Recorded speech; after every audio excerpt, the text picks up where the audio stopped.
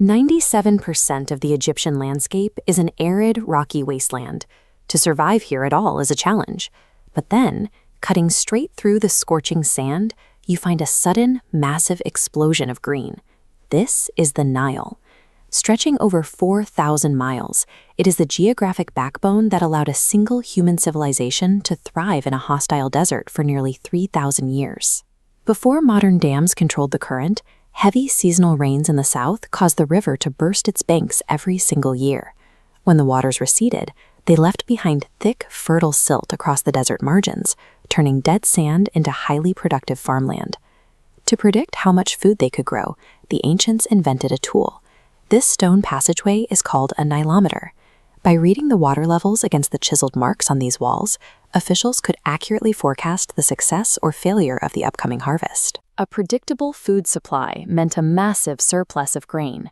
That surplus concentrated extreme wealth and resources into the hands of a few central authorities. Pharaohs ruled Egypt as absolute, living deities. Their subjects viewed them as supreme beings with total control over both the natural and divine worlds. Rulers like Ramses II wielded total command over millions of people. They sat at the very top of a strict social hierarchy, directing the labor and resources of the entire nation. Because they viewed themselves as gods walking on earth, they believed their reign would not end at death. Their primary duty while alive was securing their divine authority for the afterlife. With absolute command over the immense agricultural wealth of the Nile, the pharaohs could draft their civilization into building permanent, colossal monuments designed to conquer death itself. The pharaohs funneled the nation's resources into the Great Pyramid of Giza. Completed over 4,500 years ago, it rises nearly 480 feet into the sky and contains more than 2 million individual blocks of stone. Each of those individual blocks weighs more than a modern car. Finding a way to quarry and move 5.7 million tons of limestone across miles of desert and a major river remains a staggering logistical puzzle for a Bronze Age society. Excavations at the base of the Giza Plateau have provided an answer. Archaeologists uncovered bakeries, houses, and grain silos. It was a massive, carefully planned city that fed and sheltered a highly skilled labor force of 20,000 workers. This diagram shows how ancient engineers intentionally channeled the Nile's seasonal floodwaters. They dug a vast network of canals that fed into a giant man-made harbor basin right at the edge of the Giza Plateau. As the seasonal waters rose, they acted as a massive hydraulic lift. The flooding lifted the cargo barges, allowing workers to float multi-ton limestone blocks directly to the base of the construction site. There was no magic involved in building the pyramids. They are the result of a highly organized state bureaucracy executing a masterpiece of environmental engineering. The sheer scale of the exterior was designed entirely to protect what was placed inside. The tomb was built to safeguard the physical body, ensuring the soul could survive the journey to join deities like Ra and Osiris. To halt decay, priests performed a meticulous, technical surgery. They extracted internal organs, dried the flesh with specialized salts, and wrapped the remains to preserve the body for eternity. This papyrus scroll is part of the Book of the Dead. It contains columns of specific instructions, passwords, and magical spells, required to help the deceased safely navigate the treacherous trials of the underworld. While their religion was heavily focused on death, the daily reality for most Egyptians was incredibly vibrant.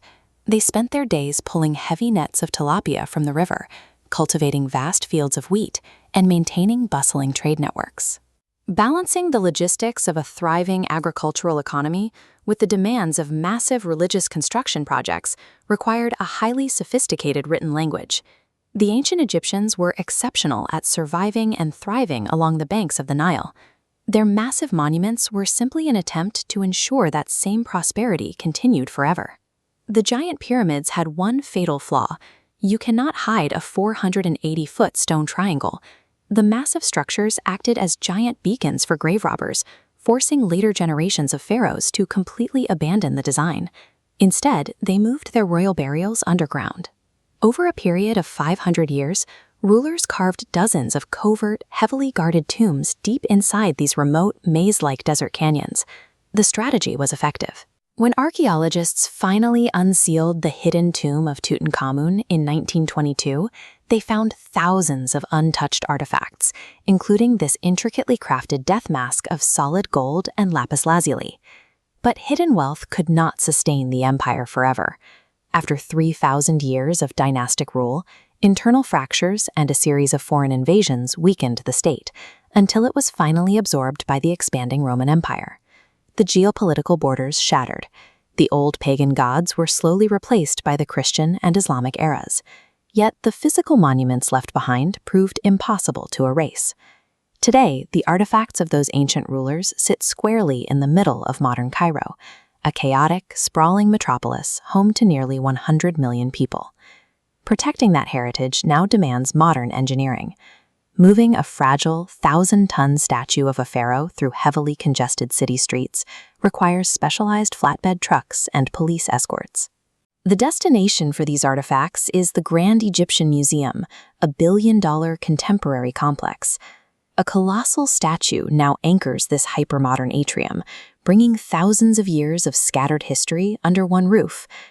The Egyptian empire collapsed centuries ago, yet millions of people travel across the globe every year just to stand in the presence of its rulers. Through their monuments, the pharaohs achieved exactly what they set out to do: immortality.